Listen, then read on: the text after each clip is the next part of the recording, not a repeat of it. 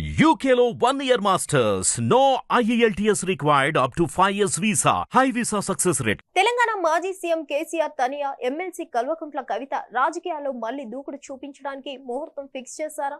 రాజకీయాల్లో మళ్లీ కవిత యాక్టివ్ కావడం కోసం గ్రౌండ్ వర్క్ వేగంగా జరుగుతుందా?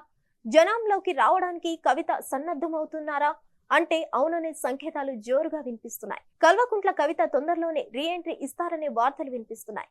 రేవంత్ సర్కార్ నిర్వహిస్తున్న కులగణన ఎజెండాతోనే ప్రజల్లోకి రావాలని ప్రయత్నిస్తున్నట్లు తెలుస్తోంది. ఈ క్రమంలో ఆమె రెగ్యులర్ గా బీసీ కుల సంఘాల ప్రతినిధులతో చర్చలు జరుపుతున్నట్లు తెలుస్తోంది.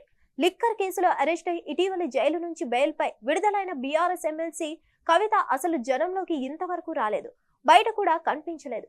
కొన్ని రోజుల క్రితం ఆమె అనారోగ్యం పాలయ్యారనే వార్తలు కూడా వచ్చాయి.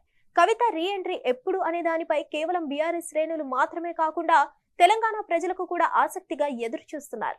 అయితే ఆమె రీ ఎంట్రీకి సంబంధించి కీలక అప్డేట్ వచ్చింది.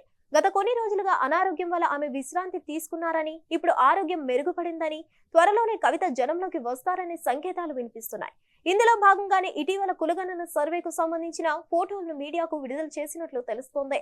కవిత జైలుకు వెళ్లక ముందు పూలే ఫ్రంట్ ఏర్పాటు చేసి బీసీల పక్షాన పోరాడింది.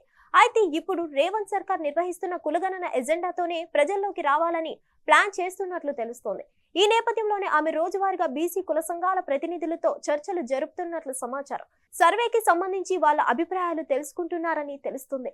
బీసీ సంఘాలు, కుల సంఘాలు చెబుతున్న అభ్యంతరాలను తెలుసుకుంటూ ఎలా చేస్తే బాగుంటుందని అంశాలపై వాళ్లతో చర్చిస్తున్నట్లు ప్రచారాలు జరుగుతున్నాయి. మొత్తానికి ఆమె మళ్లీ బీసీ ఎజెండాతోనే రీ ఎంట్రీ ఇవ్వనున్నారని పార్టీ వర్గాల్లో చర్చలు సాగుతున్నాయి. జాగృతి శ్రేణులు కూడా కవితను రోజు కలుస్తున్నట్లు సమాచారం. మరోవైపు పూలే ఫ్రంట్ ను కూడా కవిత యాక్టివేట్ చేసే పనిలో ఉన్నట్లు తెలుస్తోంది. వీటికి సంబంధించి వివరాలు అన్ని తెలుసుకొని పూలే ఫ్రంట్ ఎజెండాతో కులగణనపై ఏర్పాటు చేసిన డెడికేషన్ కమిషన్ ను కూడా కలవనున్నట్లు తెలుస్తోంది.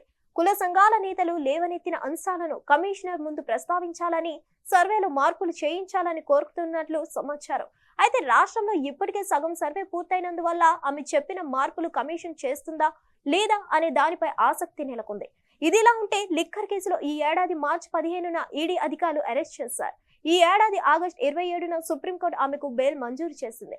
జైలు నుంచి బయటకు వచ్చాక ఆమె బయట ఎక్కడా కూడా కనిపించలేదు. కనీసం కార్యకర్తలతో కూడా సమావేశం కాలేదు. జనవరిలో స్థానిక సంస్థల ఎన్నికలు కూడా జరగనున్నాయి. దీంతో మరికొన్ని రోజుల్లో కవిత రీ ఎంట్రీపై రాష్ట్ర వ్యాప్తంగా ఆసక్తి నెలకొంది. హిట్ టీవీ యాప్ ని డౌన్లోడ్ చేసుకోండి. ఇందులో short news, live news, entertainment movies అన్ని అవైలబుల్ గా ఉన్నాయి. Please download Hit TV app. Hit TV app hit TV app ని ఫ్రీగా డౌన్లోడ్ చేసుకోండి.